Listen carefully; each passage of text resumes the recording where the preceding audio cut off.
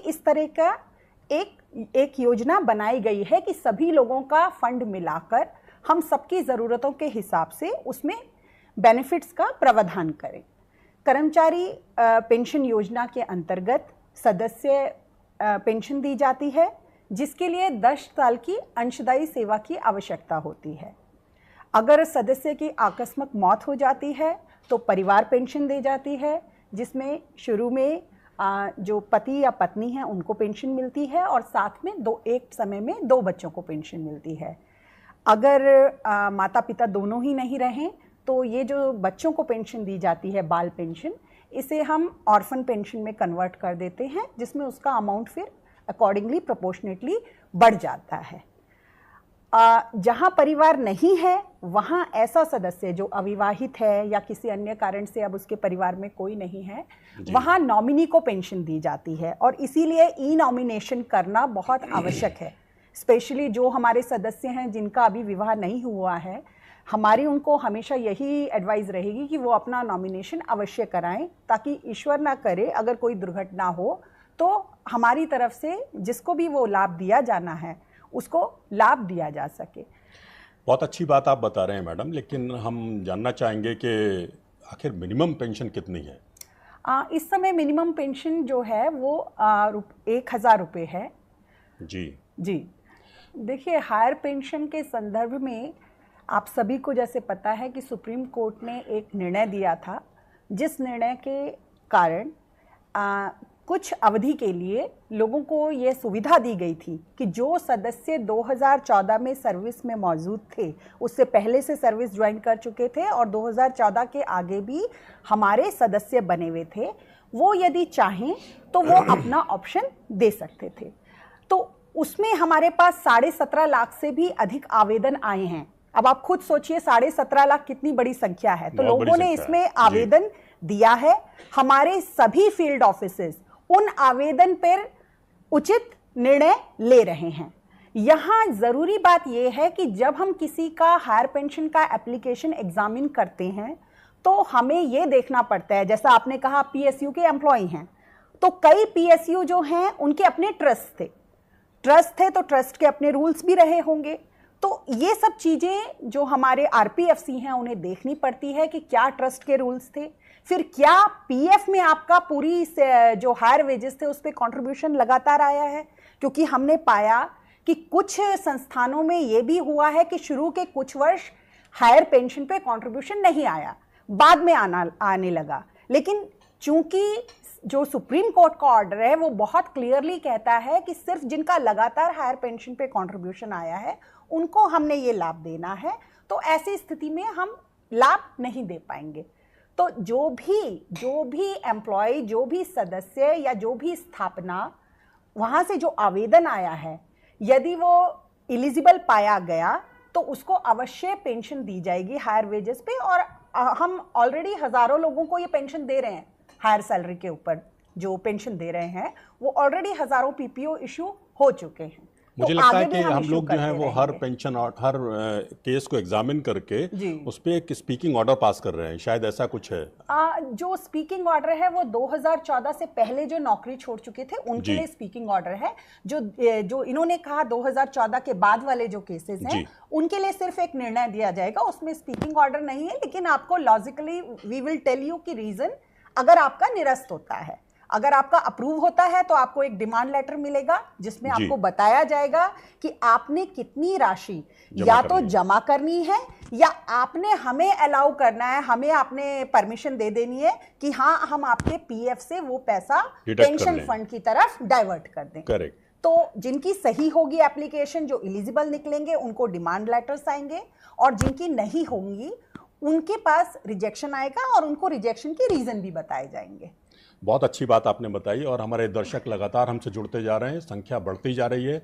और मैं देख पा रहा हूं कि कुछ लोग जो हैं वो पेंशन से अलावा मामलों पर भी सवाल पूछ रहे हैं। तो मेरा उन सबसे अनुरोध है कि आज का सेशन स्पेशली पेंशन के लिए है, तो कृपया पेंशन तक अपने आप को सीमित रखें। पेंशन के अलावा जो भी सवाल हैं वो या तो हमारे जो कंप्लेंट पोर्टल है EPFIGMS उस पर आएँ या किसी दूसरे माध्यम का उपयोग करें। हाँ, हम जल्दी ही दूसरे इश्यूज़ पर भी इस तरह के सेशन लाएंगे अगर आपने चाहा तो मैं एक सवाल लेता हूं। जया शर्मा जी हैं, वो पूछ रही हैं कि when the employer contribution is taken on higher wages then why the pension calculation is being made on lower 5 years average formula, lower 5 years average formula, ऐसा है क्या? नहीं, ये थोड़ा सा समझने का वो है। जैसा मैंने आपको पहले बताया था कि जो पेंशन योजना है वो एक कॉमन पूल, एक कॉमन फंड पर आधारित योजना है। तो सभी सदस्यों का जो कंट्रीब्यूशन आ रहा है वो एक पूल में जा रहा है, उसी में से बेनिफिट दिए जा रहे हैं।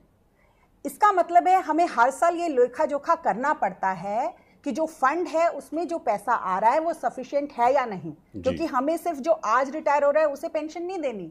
जिसने आज ज्वाइन किया है, जिसकी उम्र सिर्फ 20 साल है, उसने एक दिन रिटायर होना है, फिर वो रिटायर होने के बाद भी लगातार पेंशन लेता रहेगा। तो हमारे किसी भी दिन को जितने भी एग्जिस्टिंग मेंबर्स होते हैं, हम प्रत्येक वर्ष एक एनुअल वैल्यूएशन कराते हैं, उसे annual valuation of the fund कहते हैं। सेंट्रल गवर्नमेंट ये कराती है क्योंकि स्कीम सेंट्रल गवर्नमेंट की है। तो भारत सरकार इसके लिए एक वैल्यूअर को नियुक्त करती है जो सारा फंड का आकलन करता है कि कितना पैसा आ रहा है, उसमें हमें कितना इंटरेस्ट अर्न हो रहा है, कितना हम लोगों को बेनिफिट दे रहे हैं। तो जब वो ये आकलन करता है तो योजना में प्रावधान है कि इस आकलन के आधार पर केंद्रीय सरकार यदि चाहे तो किसी बेनिफिट को बढ़ा सकती है, किसी को कम कर सकती है, कंट्रीब्यूशन रेट को बढ़ा सकती है, कम कर सकती है, और कितने टाइम के लिए कोई बेनिफिट दिया जाना है, ये सब चीज़ें कर सकती है। अब जैसा आप सब जानते हैं कि जो अर्निंग होती है, जो आप लोगों के खुद के भी इन्वेस्टमेंट हैं, उन पे अर्निंग कहाँ से आती है? जो इंटरेस्ट रेट डिक्लेयर होता है। एक समय था जब 12-13% इंटरेस्ट रेट अर्न किया जाता था, आज वो 7-8% के आसपास ही रह गया है। तो चूंकि ये सब चीज़ें, ये परिवर्तन होते रहते हैं, इसलिए स्कीम में जो फॉर्मूला दिया है, जो गणना का फॉर्मूला दे रखा है कि पेंशन कैसे कैलकुलेट की जाएगी, वो भी समय समय पर हमें सुधारना पड़ता है। तो 2014 में जो सुधार लाए गए, जो मॉडिफिकेशन लाए गए स्कीम के अंदर, उन मॉडिफिकेशन में ही ये दो चीज़ें आई थी। पहली कि जो कैलकुलेशन है पेंशन की वो प्रोरेटा आधार पर होगी, और दूसरा कि 12 महीने की जगह हम 60 महीने का एवरेज लेंगे ताकि हमें एक सही एवरेज पेंशनेबल सैलरी मिल पाए। क्योंकि कई लोग ऐसे भी हो सकते हैं, देखिए हमारे हर तरीके के सदस्य हैं, हमारे ऐसे भी सदस्य हैं जो जब शुरू में सशक्त होते हैं तब उनका वेतन अधिक होता है, लेकिन जैसे जैसे उनकी उम्र बढ़ती है उनका वेतन कम होता जाता है। तो ऐसे लोगों के लिए जब हम एवरेज लेते हैं तो वो जो आता है एवरेज, वो ज़्यादा सही निकलता है स्कीम के हिसाब से भी और सदस्यों के हिसाब से भी। तो ये 2014 में ये सारे मॉडिफिकेशन किए गए थे, और सुप्रीम कोर्ट ने अपने जो जजमेंट, अपना जो उन्होंने निर्णय दिया, उसमें उन्होंने इन्हीं सभी मॉडिफिकेशंस को अपहेल्ड किया था। उन्होंने कहा था कि हाँ, जो भी मॉडिफिकेशन हुए हैं वो केंद्रीय सरकार ने अपनी जो उनके पास लीगल जो राइट्स हैं उसके अंतर्गत किए हैं, और ये सारे बिल्कुल सही हैं। तो हम इसी आधार पर पेंशन दे रहे हैं। और स्पेशली जिन लोगों ने अप्लाई किया है हायर पेंशन पे, उनसे मेरा बार बार निवेदन है कि हम आपसे बिना पूछे आपका हायर सैलरी पे कंट्रीब्यूशन पेंशन फंड में नहीं डाल रहे। आपने भले ही हमें एप्लीकेशन दी है, तब भी हम आपको एक बार फिर से डिमांड लेटर देंगे कि आपको इतना पैसा जमा कराना है।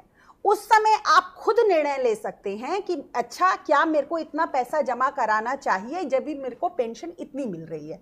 तो वो निर्णय आप कर सकते हैं। ये सबका अपना व्यक्तिगत निर्णय होगा, इसमें कोई नहीं कह सकता किसी दूसरे को कि क्या निर्णय सही रहेगा, क्या निर्णय नहीं रहेगा। लेकिन ये टोटली ऑप्शनल स्कीम है, ये कोई बाध्य नहीं है कि आपको हायर पेंशन में कंट्रीब्यूशन देना पड़ेगा। तो यदि आपको अपनी पेंशन की जो गणना है वो आपको लगता है कि जो आप पैसा दे रहे हैं उससे कम बन रही है, या आप उससे सेटिस्फाइड नहीं है, तो आप इसका ऑप्शन ना लेने के लिए स्वतंत्र हैं।